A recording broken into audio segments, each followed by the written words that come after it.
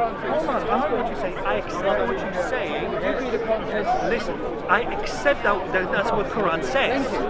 Okay, now just a moment. This is quite important. This is quite important.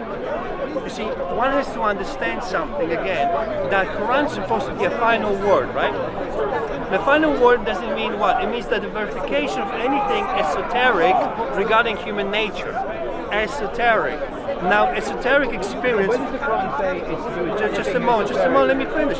Could you substantiate your claim? Yes, of course. I'm not familiar with that claim, anything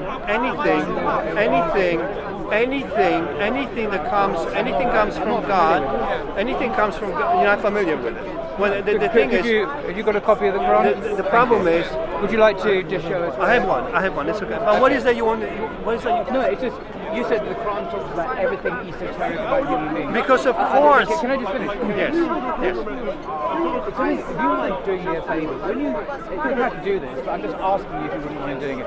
When you make claims about the Quran, would you mind just telling us where in the Quran it says these things that you're claiming? Okay. Because it's very simple. I'm not familiar. There are things you're saying. I've read the Quran. I'm not an expert. Yeah. But I just don't recognise what you're stating from the Quran. Of course. So if you would do me the honour of just telling me where it says these things in the Quran, then we can move forward. Yes. Okay. Hold on. It's not a question. Fantastic. First of all, just a moment. We have a Quran just here. Just a moment. Please don't make a show. Hold on one second. Hold on. Listen. Do you see God? Do you see God as you speak? Do you see God? No, I'm looking at you. No. When you answer the question, do you have a problem to answer a direct question? I did say no. No. Okay. Leave it there. No, I'll leave answer it there, the way I please. choose. No, yes, but no, it's a very simple question. Yeah. Okay. My answer was No, very simple. I ask you, do you see God? And my answer is no, I see Okay, you. that's it. Okay, so here's my question. If you don't see God, it means that the entire experience of divinity is entirely a internal experience. The experience of your soul is an experience that is inner one. It's not external one. It doesn't mean I'm not finished. I am not finished. No. I'm saying generally speaking, just like even the revelation of Muhammad, all the holy prophets, every time there was a vision. Just a moment. No, I'm not. You're interrupting, which is rude. Okay, it's rude. Are you a Christian? Let me finish my point. Please, would you allow me to finish my point? Therefore, the whole experience of divinity is the experience of the internal natures, the inner experience, which allows us then to see the work of God externally. However, the initial impulse regarding anything spiritual is an inner experience in the first place.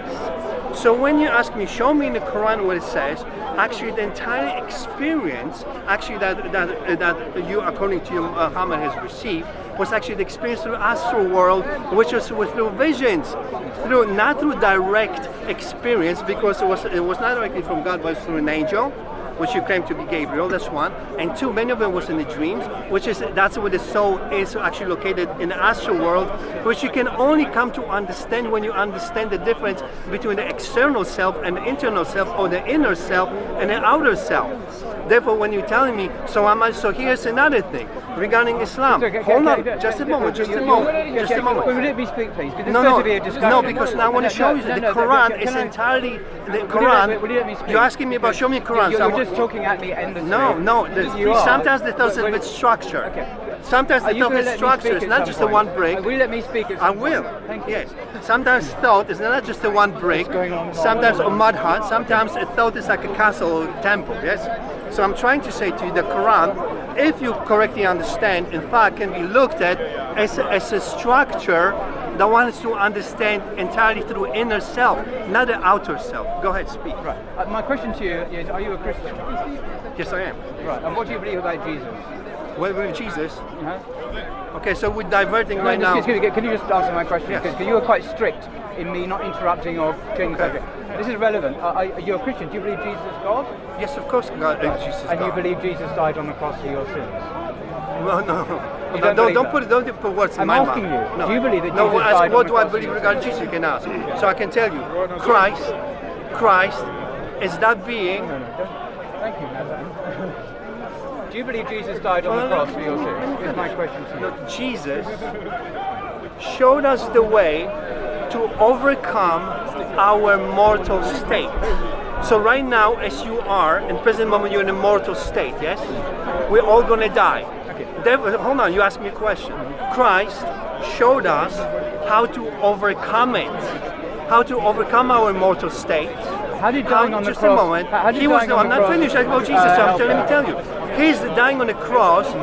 His flesh died on the cross. However, Christ himself then descended into abyss to resurrect every single holy prophet, every soul that experienced death, including Adam.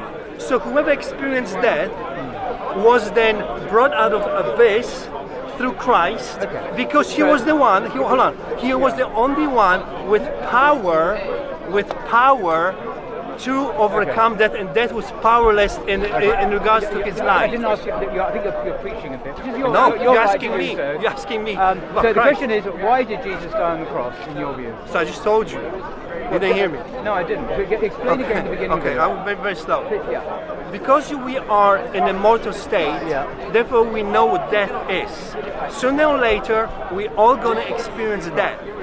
Now, death itself is a being. It's a being which is gonna claim you. Death is a being. Yes, of course it's a being. Everything is a being. Tree is a being. Nature is a death being. is a thing, Nature is a being. Sun is a being. Everything is a being. Death has a personality and ontology. No, listen. Now you're speaking in a human way.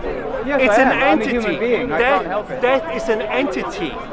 And because it's the same entity. Can it be an entity? Of course it's an entity. What is it, of It's course? very simple because... It's not a thing. No, I'll give you an answer. You ask how can it be entity? I Because... don't see how it's a thing. You ask how can it be an entity, so let me tell you. Because before this world was created, everything that was created through eternal rounds. And eternal rounds in itself are eternal rounds. Oh, realms. Yes. Sorry, yeah. Now all those rounds they're all actually filled with beings, and the being which human being knows is the being of death.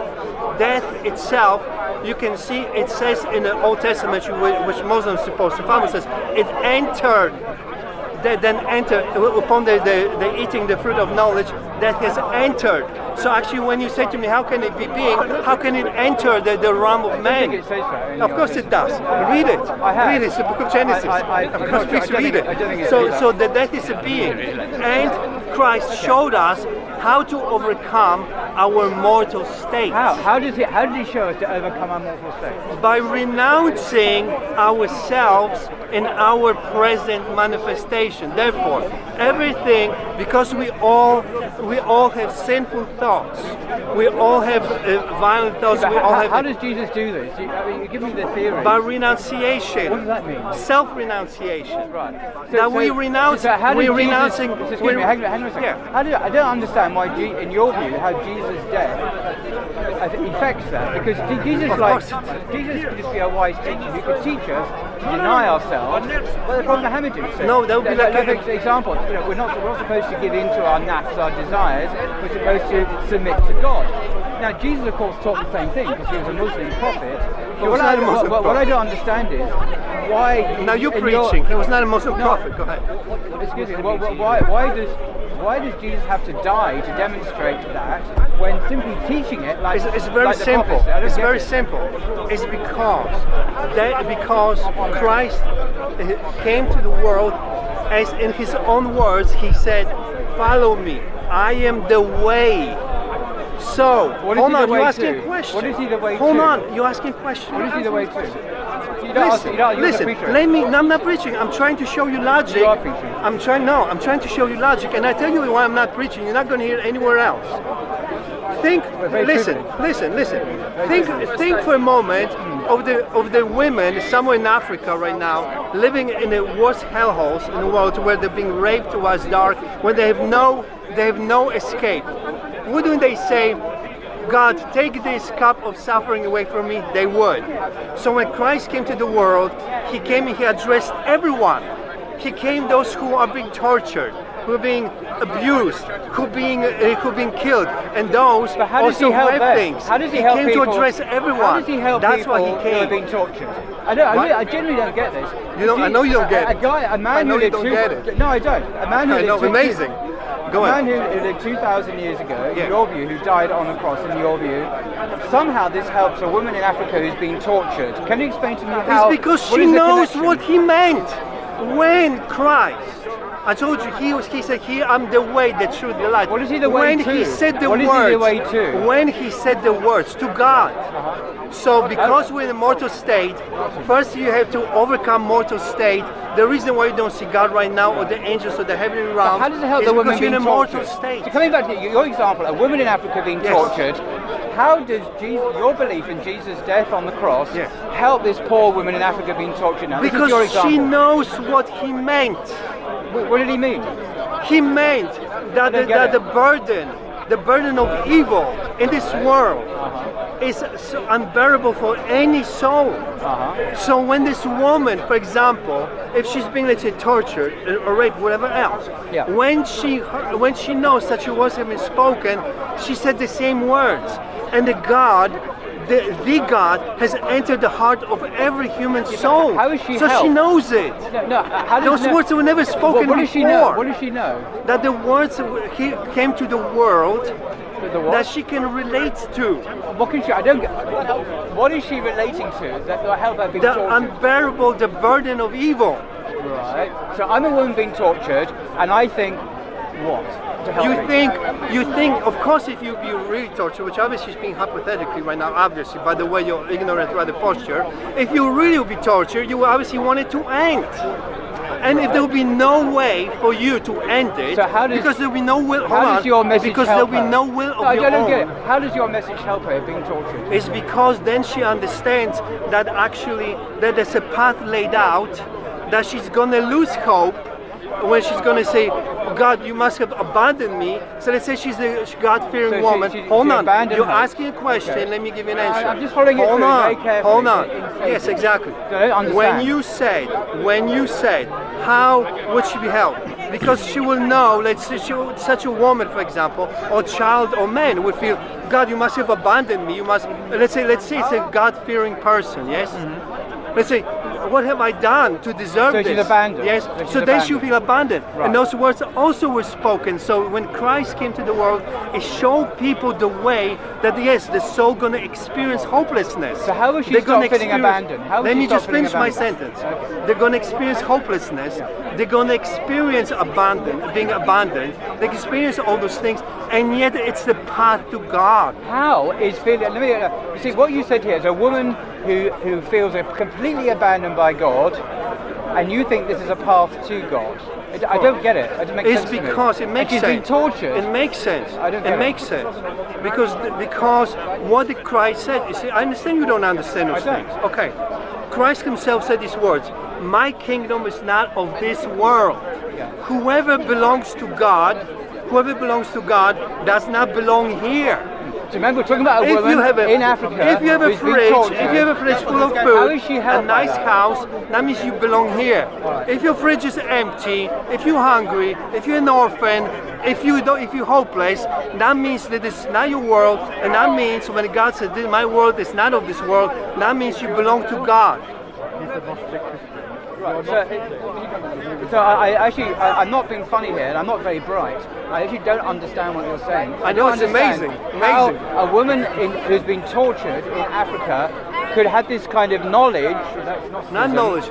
She speaks the same words like Christ. Yes, but you see, if a woman says and feels, "I'm abandoned by God," she's not helped in any way. Her situation is made even worse by despair and alienation. Yeah, I don't understand how this is in any way helpful in your religion. It's because I told you, you believe that this world is the world that God has created. However, what was just a moment. You don't believe that? Just a moment, please. When Satan tempted Christ, what did he do? He took him up the mountain. He showed all the kingdoms of this world. And what did he say? All this was handed down to me. I will give it all to you if you bow down and worship me. Therefore, who is the ruler of this world? Yes, it's Satan. And what I'm saying to you, whoever is actually rejected by this world, that means that's already indication for you that belongs to the world of the kingdom of God. I'll just say my final thing is, I've asked you repeatedly to explain how, in your example, not mine, a woman who's been tortured in Africa, I'm not quite sure why Africa's got to do with it, but why not? But she's been tortured. you offer her a religion or a worldview that says she will be despairing, she will be alienated from God, and this will somehow be her salvation.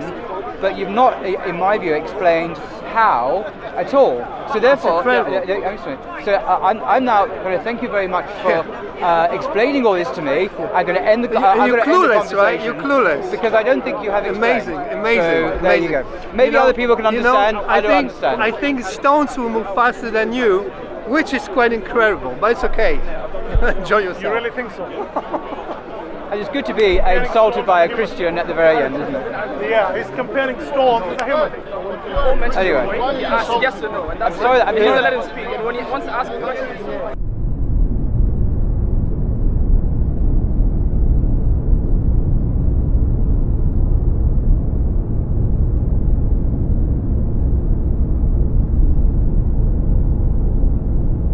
Israelites will return to take down Islam.